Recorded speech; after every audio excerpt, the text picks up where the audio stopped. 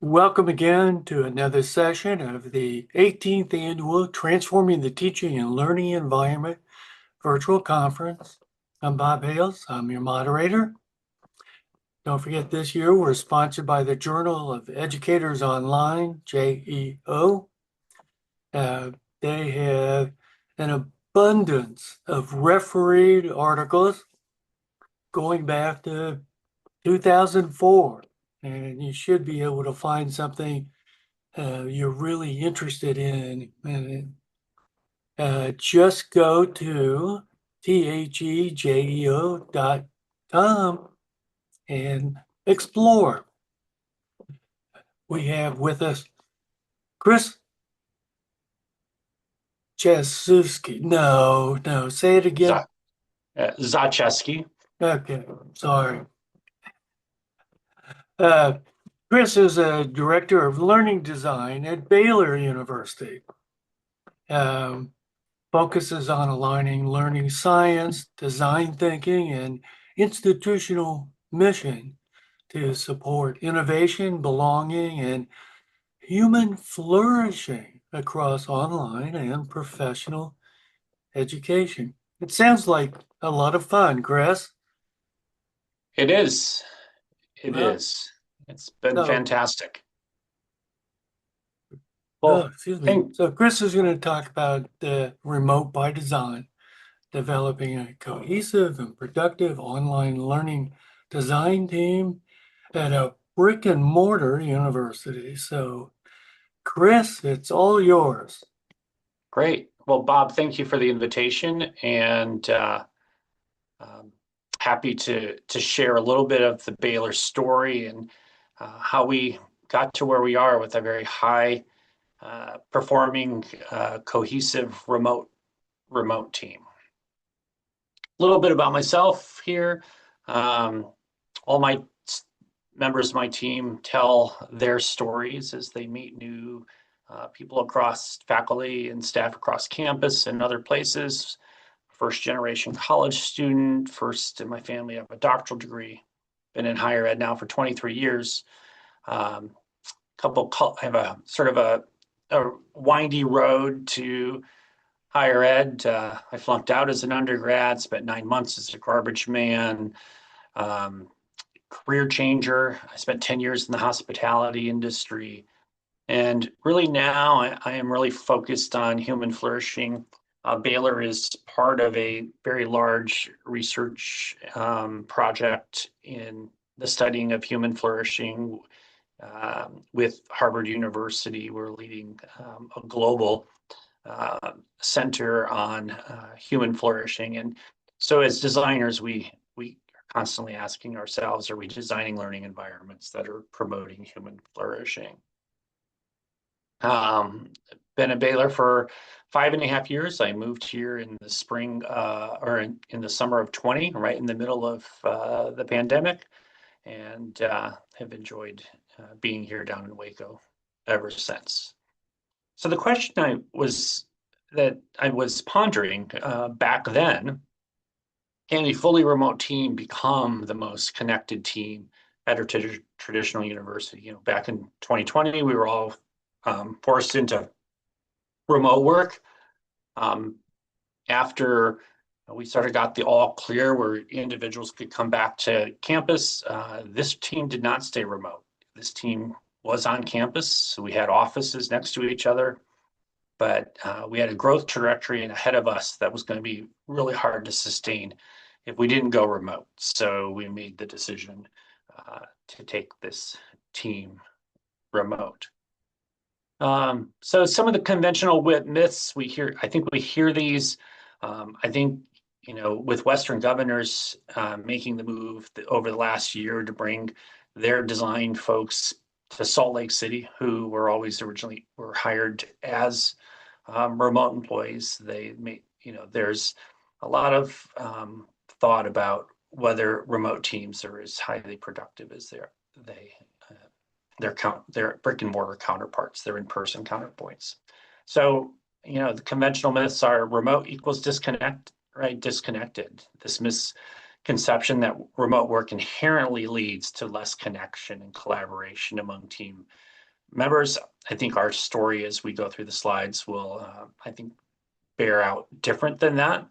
That remote equals lower quality, and the belief that remote teams cannot produce the same caliber of work as in-person teams. And I think we successfully have dispelled that one as well.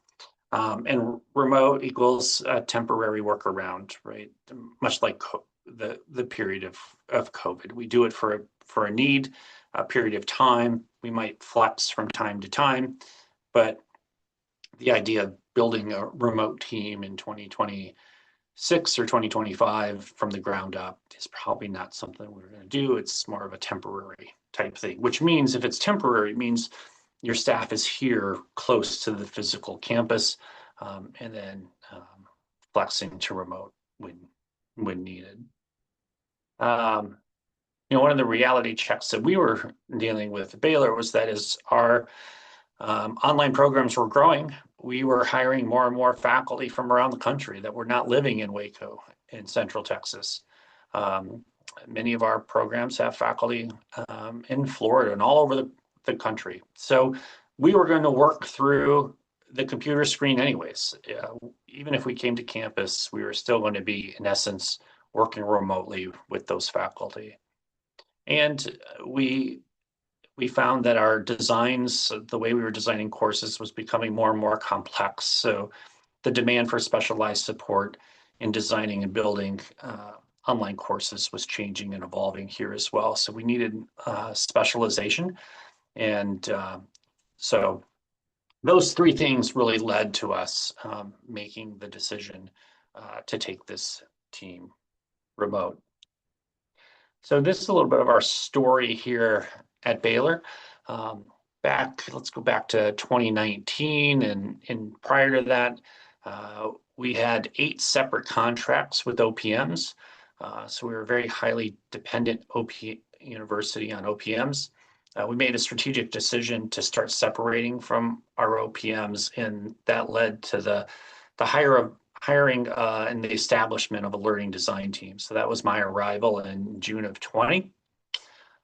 We started initially separating with 3 programs in the fall of 20, and we are now down to 1 partial contract left with the OPMs.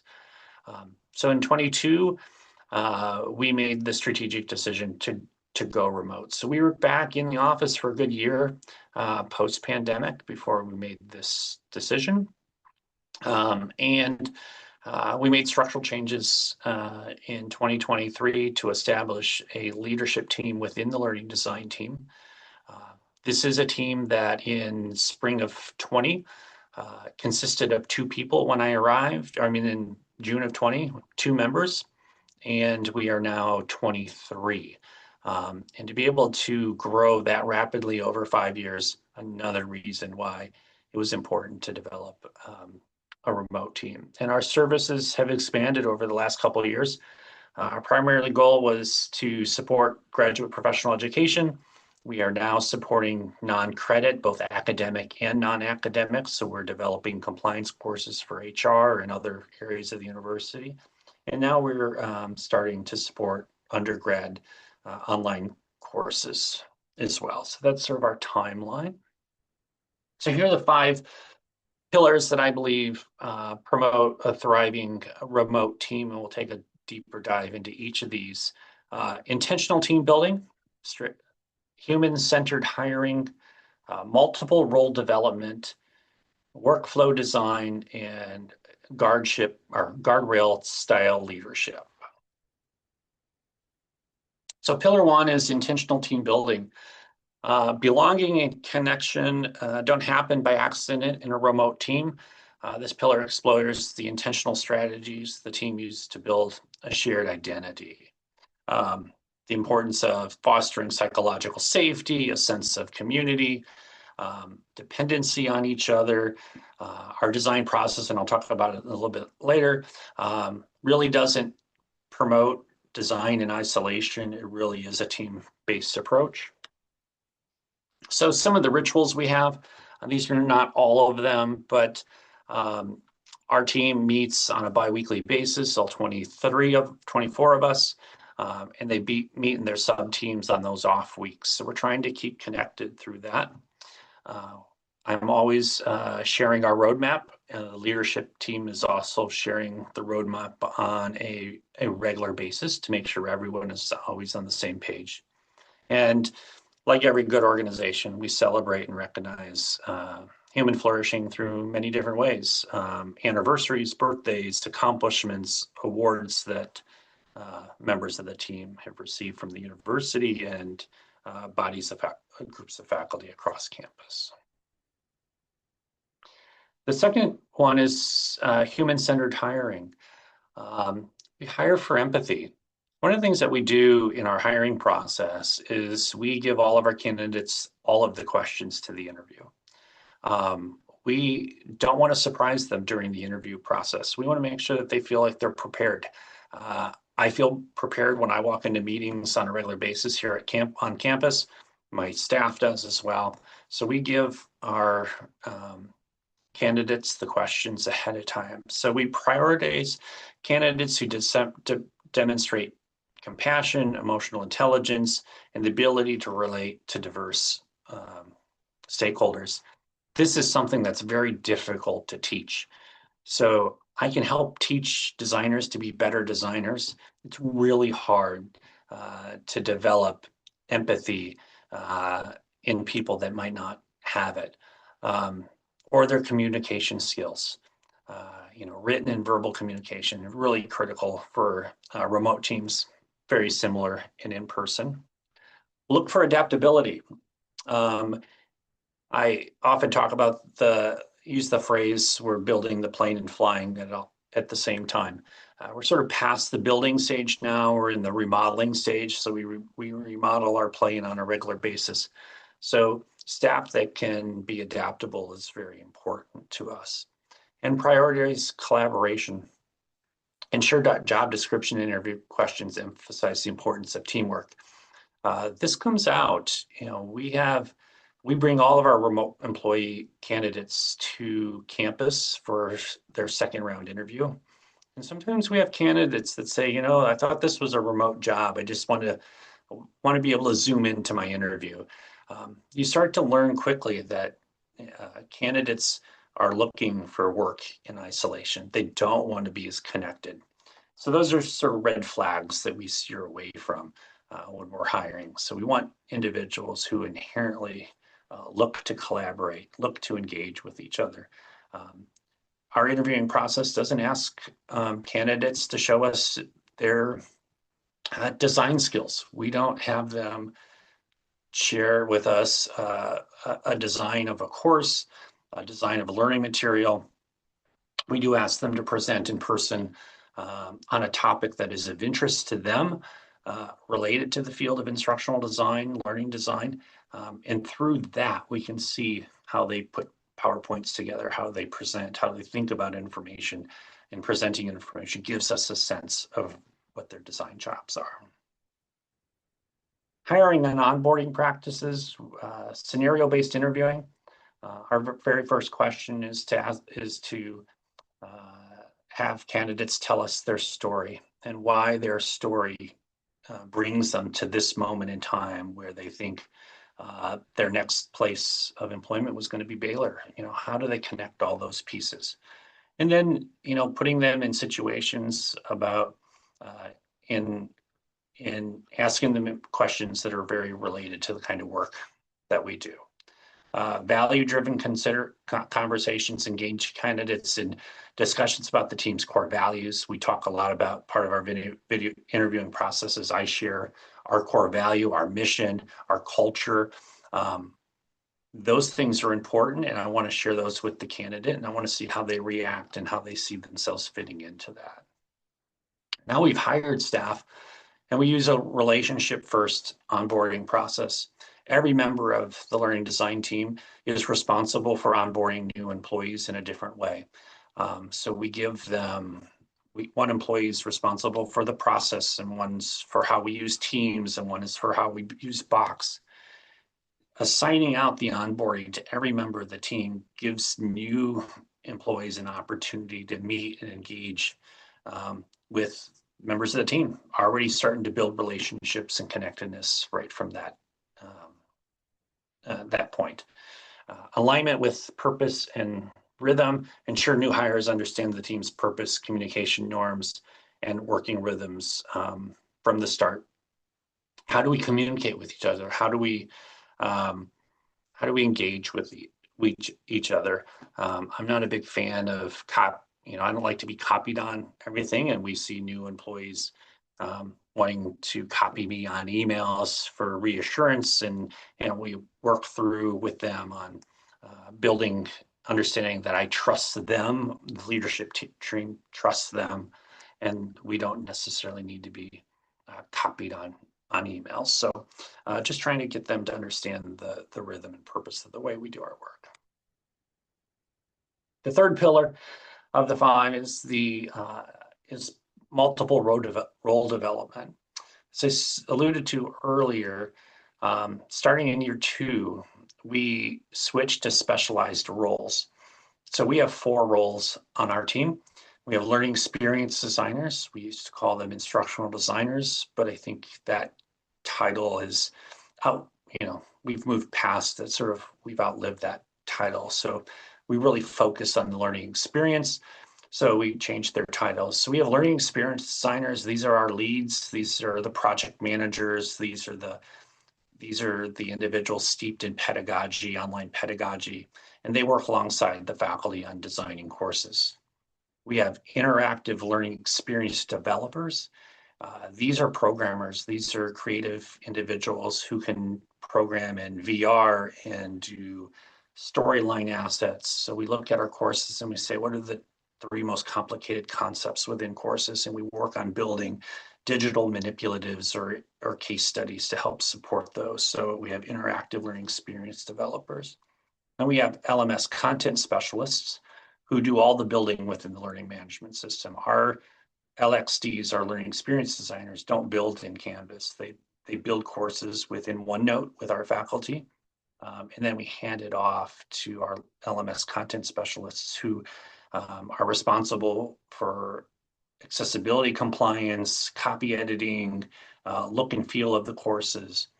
And then once we're done designing our courses, we believe in iterative course maintenance and redesign. So we hand faculty off to our instructional support team that stay alongside faculty for the entire time they're teaching the course. And these individuals help with course readiness and iterative changes and all of that stuff. So by developing a team that has multiple roles in it, it forces collaboration. It intentionally has every course is a collaborative effort. And then my colleague has the video production team. So we're working with our video production team on course development as well. So layered responsibilities, cross-functional role workflow, and specialization has been really critical to creating a team that has to rely on each other. They can't just simply design a course in isolation.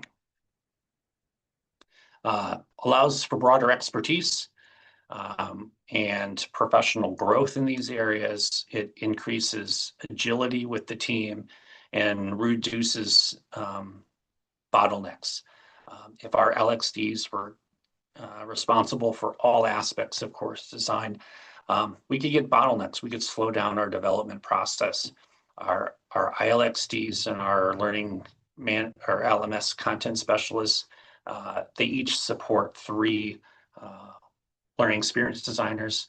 So the workflow, the staffing levels help reduce the bottleneck piece. And then workflow design. I've spoken about this before at conferences, and our workflow, the way we do our work in the Baylor Learning Design team, was developed and designed by the team. I speak into it, but I'm not the one as the director of the team that does this work on a day-to-day basis. So they're the ones that speak into it. They're the ones that have developed it. So when we were a team of 4 or 5, we didn't need this, but as we grew and continued to grow, it was important to have clear, repeatable processes.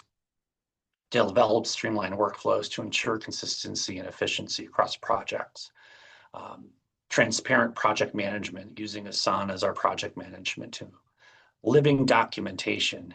We develop courses on a 20-week cycle. We debrief after 20 weeks.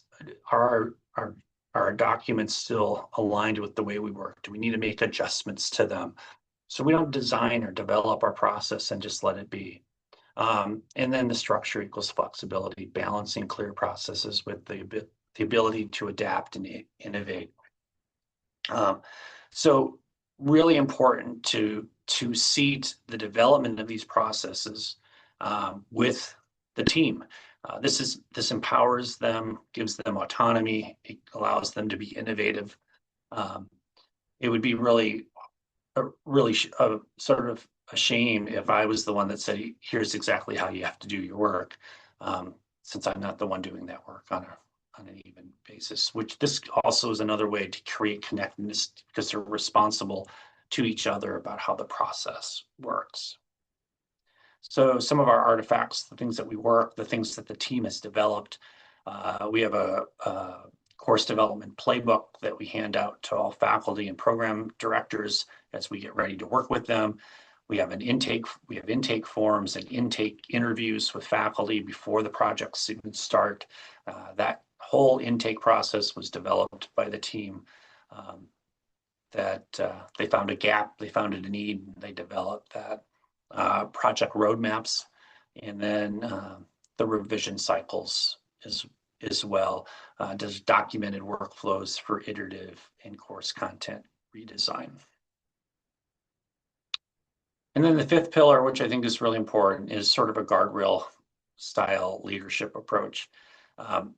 Expectations over instructions. I provide broad guardrails for my team, and they get a lot of autonomy inside there. I get the questions about, is this okay? Or if I use this approach that varies a little bit from the documentation, it's designed that way. All 12 learning experience designers don't interact with faculty in the exact same way. So there has to be that ability to give them the space. So expectations as we develop high quality, student-centered human flourish courses that promote human flourishing, but versus giving instructions for myself. It's about the outcomes over the oversight. On a day-to-day basis, my leadership team is really responsible about where our work is. And I can see that through Asana and different things, but it's really about our outcomes. Are we meeting our deadlines? Is the course quality continuing to stay high? Are we bending the walls of the box and pushing our limits of how we design courses and create student interaction? Trust is a default. I have 5 2-year contract individuals on the team right now, and one of them left a full-time position to come here, and this individual just told me this last week that even if we're hoping to keep these 5 individuals long term, but if we have to end the contracts after 2 years, the individual said this was the best decision to make.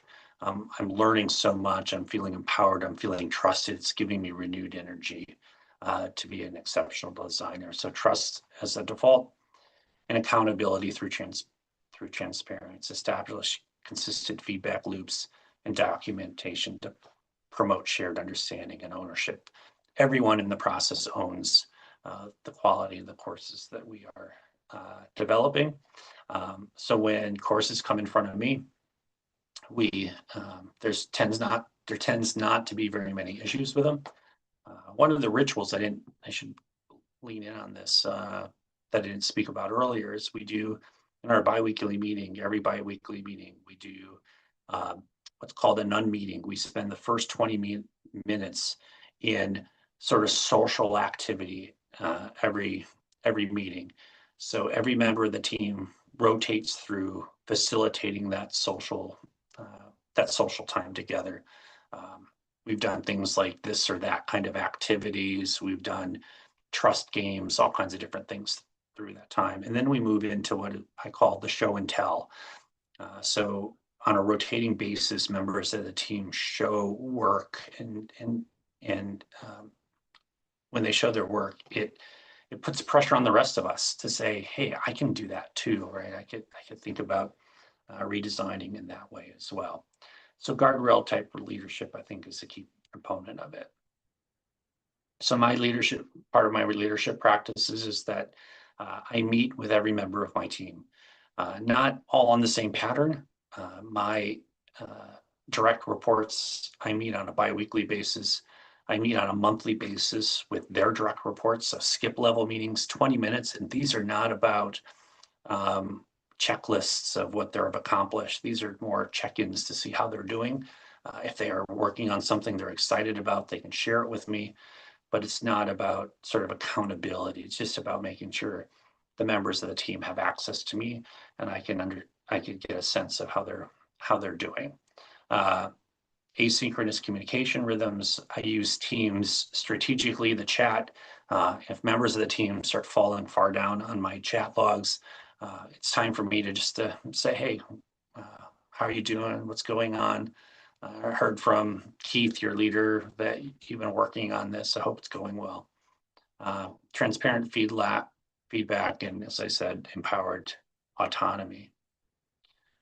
What happens when remote teams are designed intentionally? The team grows, right? So over my 5.5 years here, as I said, oh, sorry, I got a typo here. The team went from 2 to 23, 24.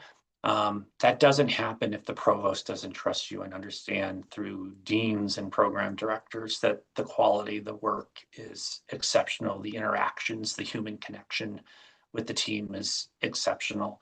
I've been in front of the provost a number of times asking for new positions, and I should knock on wood, I've not been denied positions. So that's important. That's the very high measure of success. High visibility and credibility for the team. Efficient and innovative and resilient. They're always pushing each other to be more creative. And this kind of environment creates belonging and psychological safety and high satisfaction. And cultural outcomes, said this a couple times, but belonging is really important. At a faith-based institution, this is really important for us. The psychological safety, it's lowered turnover. In that journey, I've only lost, over these 5.5 years, I've only lost 2 team members, and they were really looking for something other than working on a design team. So I understood why they were leaving, and members of a team that really truly enjoy what they're doing. Why does this matter in higher ed? One of the things that remote teams do is it creates a more equitable work environment. It increases access. I have members of my team in rural Alabama and rural Mississippi, not close to universities, who have degrees in learning design, and they have families. So it creates a more inclusive learning environment. Individuals who might need accommodations. I have a couple on my team that need accommodations, that have to see the doctor on a regular basis. This work environment, this flexibility gives them the opportunity to do that. It has strengthened recruiting. Our application pools are quite robust when we post new positions, and as I said, it improves retention. Build connections intentionally. So my key takeaways for everyone would be: build connections intentionally. Make sure that there's a web of connection designed within the organization. Hire for the human, not just for the role. Design roles for strengths. Create clarity through workflows, and lead with guardrails and trust. When designed intentionally, remote teams become a strategic asset, not a compromise. And I think we've seen organizations that have seen it as a compromise, both in the corporate world and higher ed. And I'm here to say that if you do it intentionally, it is really, really powerful. All right, I have some time for some questions. If you have any questions. I have a comment. I love the whole process you have. It's really excellent. I know for me, in practice, had put a lot of those into play. Um, yes, I wanted people, I tried to create an environment where people look forward to coming to work, where they really felt like they had control over their job. I never was a micromanager. My job was to support them, maybe help eliminate a roadblock that they encountered. But they did their job, and it was, a team effort. We succeeded or we failed together, and we supported one another. Um, yeah, I love the way you've laid that out. The other thing, human flourishing. I am going to explore that more. I already Googled it. I see uh, the Harvard part of it came up first. Number three is Baylor, and that's interesting. And I'm going to learn more about it. So, anyway, that's my 2 cents at the moment. Right. Well, I think that's it. Oh, go ahead, I was just curious to ask whether you have. And I apologize. You did a beautiful job explaining. I just wanted to make sure I didn't miss it. How many people in your group? For example, when we develop a course, we have about 7 team members that come together from the inception all the way to the end to the implementation. How many people are working with you to develop a course? So I think we have 1, 2, 3. We have 3, 4. We probably have 6 different individuals that support the faculty member on the development of the course. So our learning experience designer is sort of at the center of that. They bring in the interactive learning experience developer to create storyline case studies or interactive development. Then our content specialist is doing all the building within the LMS, the template, helping create templates. And we've seen since we hired the CSs, which is a role that's only 2 years old for us, the quality of our templates and the look and feel of the courses have gone up. The quality of the interactions and the quality of the pedagogy has gone up because our learning experience designers who have background in pedagogy are spending more time in conversation with our faculty about pedagogy.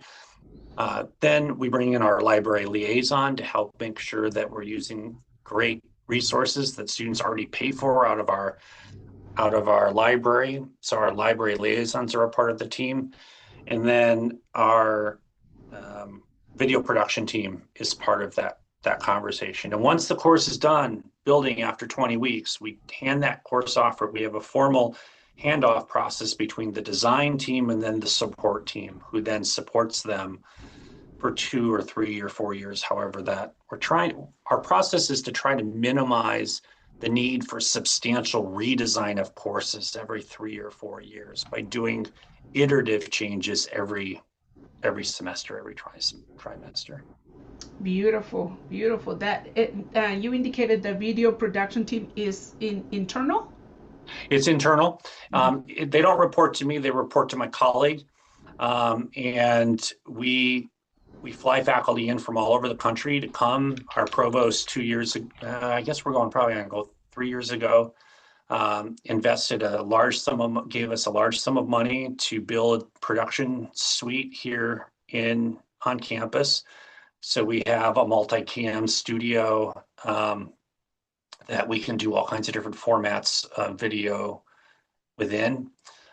So we were, the provost recognized and the president recognized And my dean at the library, who joined the same month I did, all recognized that high quality online courses takes expertise and resources. And you just can't do it within teams. And, during the pandemic, web uh, webcam video produced out of a faculty member's office was okay. But when they're paying Baylor level tuition post that, that's not the experience students are expecting. So our provost knew that, and she invested what I would say wisely in a production studio. Yeah. You're welcome. You're absolutely right. Having the buy-in from the president and the provost is critical if you really want to do a good job. Right. The other thing, uh, you're looking to hire people who were flexible and adaptable. And Right. I know the jobs I've had, we were fast paced. We had a lot of different things. People had to be comfortable doing things.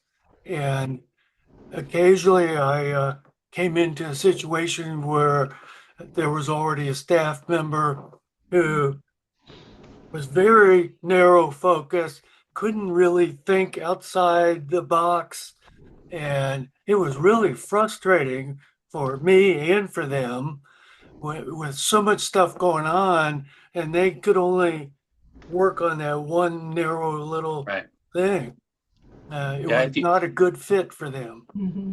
if you're an individual that likes to live in the box and follow step 1 through step 10, the Baylor design team is not the right place. My major call for every member of our team is to stretch the walls of that box to turn it into a ball. Always keep pressing, always keep growing. And we talk about this in the interviewing process, and you can see how individuals react to that. You get some individuals that say, I really just want to follow step 1, step 2, step 3, step 4. I want to live within that. There are other organizations that design that way, and there's places for individuals that like that approach. But we definitely want some flexibility. And on our design process, our learning experience designers handle 3 courses at a time. So they max out at 3. Sometimes I can squeeze a 4th one out of them, depending on the amount of credit hours. This current trimester right now that we're in, this 20-week cycle of design, we're working on 109 credit hours of graduate work right now as a team. Is your faculty also, so you hire those individuals, and I think it's for a 2-year period, right? No, 19 of the team are full-time permanent employees. Mm-hmm. Last summer, we were coming up against added workload. The provost is approving more programs, and we didn't have the bandwidth. And so we went back to her and said, you're going to have to delay these programs, which you can't delay new programs going to the market. That's money on the table. Or we need additional staff. Mm-hmm. The university changed its hiring process to add the President's Council into that process. And to help us get ahead of that process, the provost and her budget person said, I'll give you money for 2-year temp positions so that we can then get these into the hiring process. So we normally hire full-time people. We don't hire temp people, but this was a quick fix to get us the staff we needed, so we didn't have to delay programs. Beautiful. And do you have a partnership with the representatives for ebook or textbook when you begin preparing and developing? So, for example, we have an individual that is exclusively in charge of helping us, the faculty. I invest me for my graduate program. who can help us find those either ebooks, textbooks, or other additional resources or Yeah, sources? our library liaisons are all assigned out to Oh, the okay. schools and programs, so they're part of that conversation. Usually, they're part of that conversation early on, when the syllabi have to go through the curriculum review process. Uh, they're in that. They're involved in that stage of the process, but we bring them in as well to the kickoff conversations to say if we want to continue to Oh, explore other resources, they're part of that. nice, nice. Thank you so much. You're very welcome.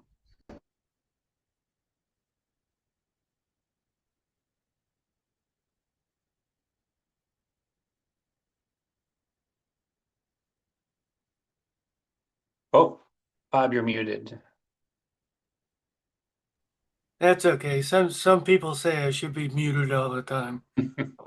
I just say, it's really great. I wish I was like 10, 15 years younger and had it so I could apply it. Ah, It's a really well thought out process you have. And you're talking about human flourishing. You really give the people you hire a chance to flourish and evolve. And um, I think that's for a job, that's what you want. You want to feel like you're going somewhere with it, that people recognize the effort you put into it. And it gets back to, I want to look forward to coming to work every day because right, it's actually fun to do. right. Well, because in higher ed, we don't do a great job of creating promotional pathways for employees, right? The titles, there's not going to be a director until I retire, right? Um, so I think helping create an environment where the employees flourish, that gives them a sense of purpose and belonging and wanting to stay. Um, Yeah. we're working on the title, we're working on promotional pathways, but we're not great at higher ed of doing that. So Yeah. In fact, you want to, if you have good people, you want to keep them. But yeah, to keep them, it's more than money. It's, right, if they feel they have a future there, that they are respected, they get all those intangible rewards out of the position. right. And when the employees are feeling this way, then it translates into the designs, into the courses that we're developing, right? Because we ask ourselves, did the course we just developed, is that promoting human flourishing? Are we making learning hard? Are we making learning easy? Um, what is our role as designers? Are we in faculty? Are we here to help students flourish? Right. So does that mean we are designing adaptive learning pathways and different things? What are we doing within the courses? So we look at that human flourishing both on the way the team operates, but then the way we design our courses as well. Yes, I think that there's a beautiful video by Sir Robbins, and he Yeah. talks about how we've taken away the creativity out of the classroom, and away, Hmm. the teachers themselves are the ones that are losing the creativity to give it to the Right. students. And I just loved your presentation because we do need to maintain and be curious and be inquisitive. But like Bob said, excited and enthused about our jobs, even though we're remotely, and it doesn't matter. We can still create something engaging, right? It takes a Absolutely. lot of work and intentional. We have to be intentional to create something engaging. But and how beautiful are we promoting human flourishing? I'm gonna borrow that phrase if you don't mind, because I'm Sure. gonna share it with my Nope. Take colleagues. it. Yep. Absolutely. Absolutely. Gee, well, I could go on, but I'm not going to do that. Uh, Chris, this was really a great session to end the day with, and I'm so glad you took time to do this. You're Uh, very welcome. it's I great. appreciate the Uh, invitation and yeah, happy to participate anyway. Thank you. All right. So, I'm going to stop the recording.